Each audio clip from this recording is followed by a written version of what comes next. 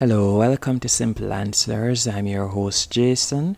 In this video, I'll be showing you how to redeem Roblox gift card on mobile.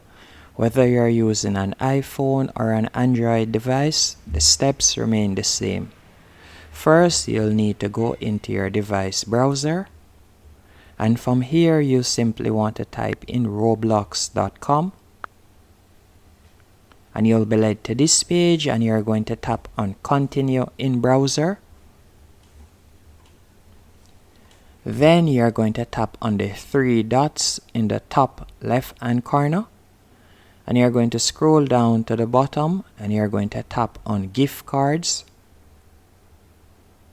And from here you're going to tap on redeem in the top right hand corner.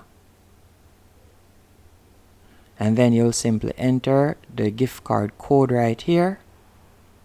And after you have entered the gift card code, you're going to tap on redeem, and that's it.